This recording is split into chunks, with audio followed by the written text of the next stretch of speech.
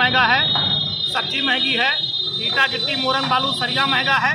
यही भाजपा के लोग जब सरकार नहीं थी नारा देते थे, हमारी सरकार आएगी सिलेंडर सस्ता करेंगे, पेट्रोल डीजल सस्ता करेंगे, बहुत हुई महंगाई की मार का नारा देते थे, सब्जी सस्ती कर देंगे।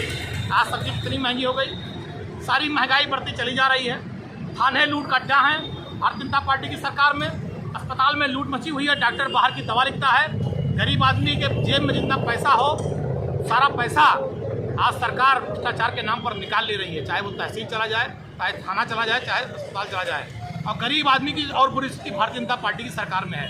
समाजवादी पार्टी की सरकार में 40 तरह की जांचें फ्री थी, एम्बुलेंस फ्री थी, सरकार समाजवादी पार्टी की सरकार फ्री दवा देती थी।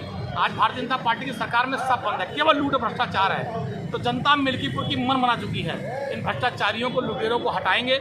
5 फरवरी को साइकिल का बटन दबाएंगे और समाजवादी पार्टी के उम्मीदवार श्री अजीत प्रसाद को भारी बहुमत से जिताएंगे। भैया, जो अभी नामांकन हुआ, नामांकन में अवधेश प्रसाद और आपके जो यहाँ के स्थानीय लोग हैं यही थे, कोई ना प्रदेश अध्यक्ष का कोई। अच्छा, आप ये बता दीजिए, मेरी बात सुनिए।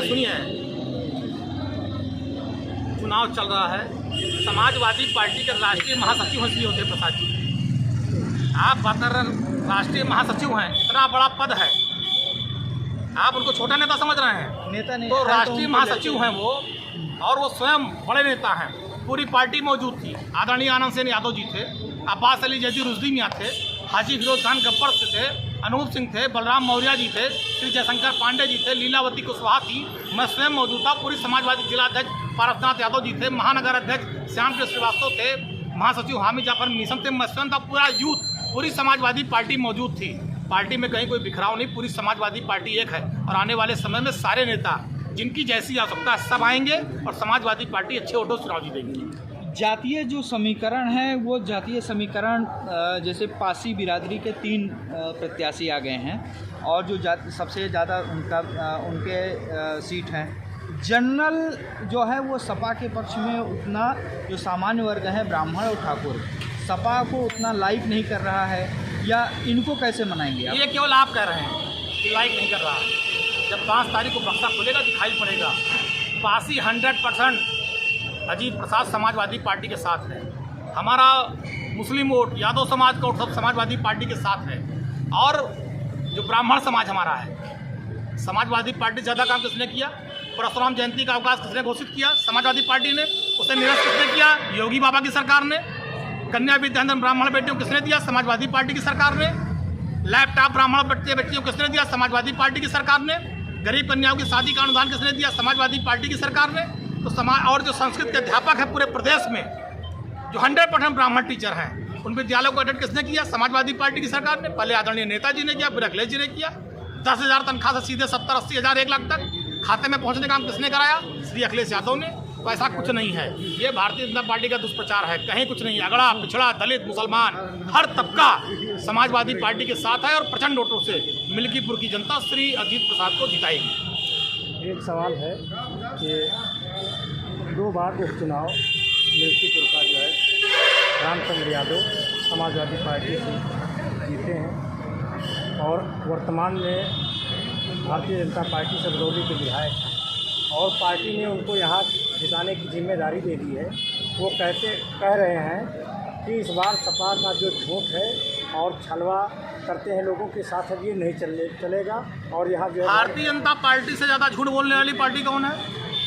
हर साल 2 करोड़ रोजगार दे रहे थे, क्या हुआ? 15 लाख रुपए खाते में आ रहे थे, क्या हुआ? किसानों की आय दुगनी कर रहे थे, क्या हुआ? गैस सिलेंडर सस्ता कर रहे थे, क्या हुआ? महंगाई कम कर रहे थे, क्या हुआ? तो दिल्ली से लेकर और ज़मीन तक भारतीय जनता पार्टी के ऊपर से लेकर नीचे तक सारे नेता झूठ बोलते हैं। वही झूठ बोलने की परंपरा यहाँ निभाई जा रही है और बाकी मुझे कुछ नहीं करना। सबसे ज़्यादा झूठ बोलने वाली पार्टी अगर कोई है तो भारतीय जनता पार्टी है। गुमराह करने वाली पार्टी कोई है, भारतीय जनता पार्टी है। ये काम भारतीय जनता पार्टी करती है, झूठ बोलने का। समाजवादी पार्टी ने जो कहा वो किया है। समाजवादी पार्टी ने रोजगार दिया, शिक्षा दिया, अस्पताल दिया, सब कुछ दिया, मेट्रो दिया, नौजवानों को परमानेंट नौकरी दी। तो सपा जो कहती है वो करती है। हमारी कथनी और करनी में कोई अंतर नहीं। भारतीय जनता पार्टी झूठ का पिटा रहा है, सिर्फ झूठ बोलती है। भाजपा ने चेहरा बदला है, पहले गोरखनाथ यहाँ पूर्व विधायक थे, चेहरा बदला है। तो भारतीय ये जनता पार्टी में कार्यकर्ता की कोई इज्जत ही नहीं है। जो 24 घंटा झंडा डंडा उठाते हैं उनका यही हसरता जो हुआ है, देख लीजिए। हम सवाल पूछें कि बताओ मिल्कीपुर में कै दिन झंडा लगाए रहे, मिल्कीपुर में कै दिन किस कार्यकर्ता के दुख सुख में शामिल हुए थे? कहीं कुछ नहीं। भारतीय जनता पार्टी कार्यकर्ताओं को ठगती है, छलती है, लूटती है। ताज़ा उदाहरण मिल्कीपुर का है। अगर सूची जारी करने पे आ जाए तो पता नहीं कितने लोग ठगे चले गए होंगे भाजपा में। भाजपा में केवल दरी बिछाइए, झंडा उठाइए। अगर आपका कोई गुजरात से कनेक्शन नहीं है बड़े लोगों से, तो आप ऐसे हो जाएंगे जैसे हुआ है। समझ गए? समाजवादी पार्टी अपने कार्यकर्ताओं का सम्मान करती है, इज्जत करती है, अपने गरीब कार्यकर्ता को भी सम्मान देती है और बड़े कार्यकर्ता को भी सम्मान देती है। जो इज्जत बड़े कार्यकर्ता की है वही इज्जत छोटे कार्यकर्ता की है। समाजवादी पार्टी में हर कार्यकर्ता का आदर सम्मान है। मैं उसका उदाहरण हूँ। हम भी एक गरीब मध्यम वर्गीय परिवार से थे। अयोध्या से टिकट दिया, विधायक बनाया, मंत्री बनाया। हम कोई टाटा अंबानी खानदान के नहीं थे। हमारे पिताजी दादा नाना, हमारे खानदान में कोई विधायक नहीं था, कोई हमारे यहाँ प्रधान भी नहीं था। तो हमें जैसे गरीब ब्राह्मण परिवार के लड़के को अयोध्या से विधायक और मंत्री बनाया। अखिलेश जी की सरकार में सबसे कम उम्र के मंत्री थे, तो हमें सौभाग्य मिला। गरीब घर का लड़का भी समाजवादी पार्टी में विधायक और मंत्री बन सकता है। तो समाजवादी पार्टी में कार्यकर्ताओं का सम्मान है। भाजपा केवल पूंजीपतियों, बड़े लोगों की पार्टी है। गरीबों का तो खाली समझ लो, बस समझदार हो। चलो।